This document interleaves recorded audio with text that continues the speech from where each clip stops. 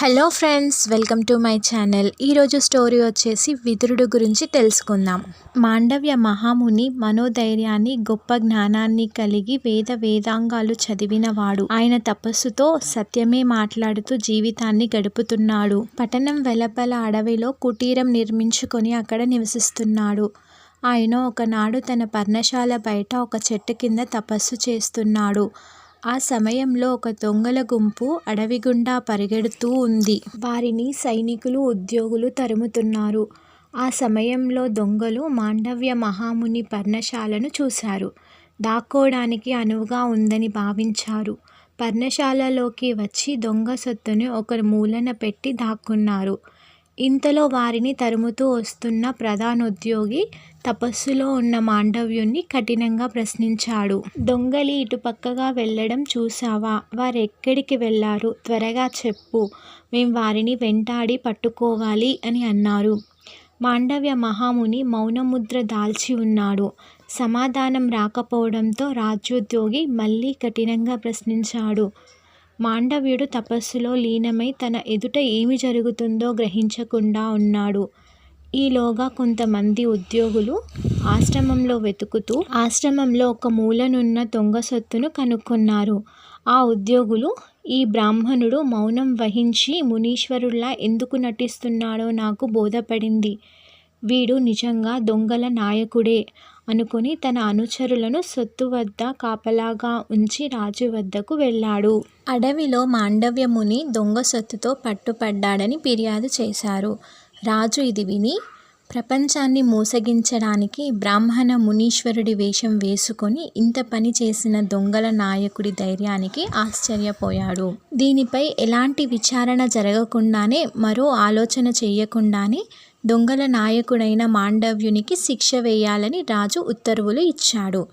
రాజు ఉద్యోగి మాండవ్యుని ఆశ్రమానికి వచ్చి ఒక వాడిగల ఈటె మొనపై కూర్చోపెట్టి శిక్ష వేశాడు. సొత్తుని తీసుకొని వెళ్ళి రాజుకు అప్పగించారు. మహర్షి మాండవ్యునికి తీవ్రమైన శిక్ష వేసినప్పటికీ మరణించలేదు.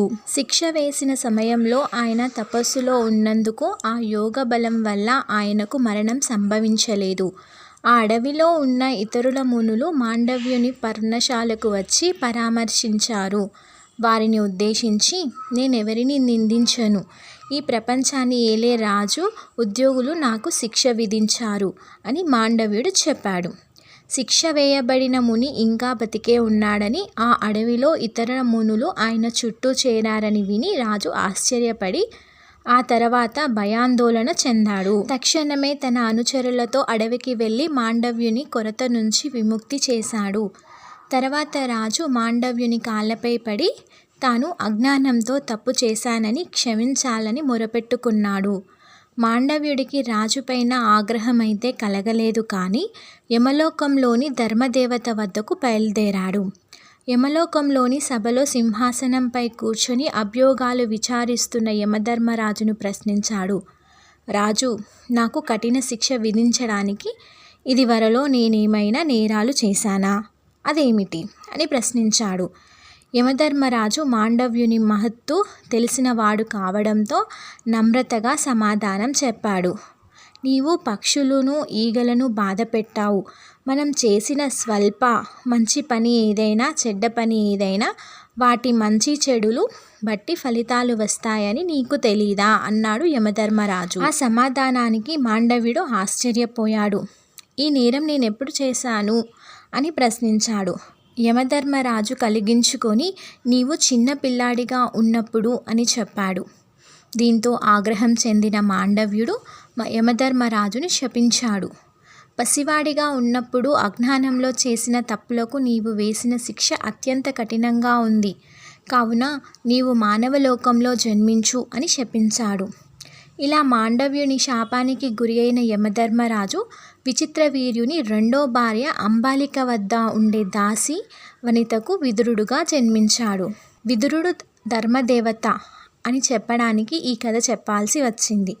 ప్రపంచంలోని మహానుభావులందరూ విదురుని మహాత్ముడని, ధర్మశాస్త్రాలు తెలిసినవాడని, రాజ్యపాలనలో గొప్ప నిపుణుడని, ఇతడికి సాటి మరెవరూ లేరని, కోపం లేనివాడని అని అంటారు. బాల్యంలోనే విదురుని రాజైన ధృతరాష్ట్రుడికి ప్రధానమంత్రిగా భీష్ముడు నియమించాడు. ముల్లోకాలలో ధర్మం, జ్ఞానంలో విదురుడితో సమానం లేరని వ్యాసుడు చెప్పాడు.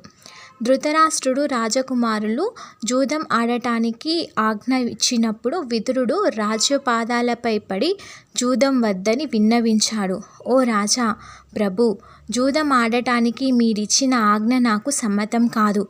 ఈ జూదం మీ కుమారుల్లో క్రోధం, కక్ష పురికొల్పుతుంది. దయుంచి మీ ఆజ్ఞను వెనక్కి తీసుకోండి అని విదురుడు వేడుకున్నాడు. ధృతరాష్ట్రుడు కూడా దుర్మార్గుడైన తన కుమారుడు దుర్యోధనుడికి జూదం వద్దని అనేకసార్లు చెప్పాడు. మీరు ఈ జూదం ఆడవద్దు, విదురుడికి ఇది ఇష్టం లేదు. విదురుడు గొప్ప జ్ఞాని, సంపన్నుడు, ఎప్పుడూ మన మేలే కోరుకునేవాడు. ఈ జూదం మూలంగా మీ ఉభయుల మధ్య కక్ష, పగ, శత్రుత్వం పెరుగుతాయి. వాటి వల్ల మన రాజ్యం కూడా దగ్ధమైపోతుంది అని విదురుడు చెప్తున్నాడు అని అన్నాడు ధృతరాష్ట్రుడు. కానీ దుర్యోధనుడు ఆ మాటలు లక్ష్య పెట్టలేదు. ధృతరాష్ట్రుడు వార్ధక్యంలో ఉన్న తన పెద్ద కుమారుడి పట్ల అనురాగంతో అతడేమి చేసినా మాట్లాడక ఆ ప్రేమతో తన బుద్ధిని కూడా కోల్పోయి జూదం ఆడటానికి రావాల్సిందని యుధిష్ఠిరుడికి ఒక ఉత్తరం పంపాడు. ఇదండి విదురుడి యొక్క స్టోరీ. ఈ స్టోరీ కనుక మీకు నచ్చినట్టయితే లైక్ చేయండి, షేర్ చేయండి అండ్ సబ్స్క్రైబ్ చేసుకోండి. Thank you for watching my video.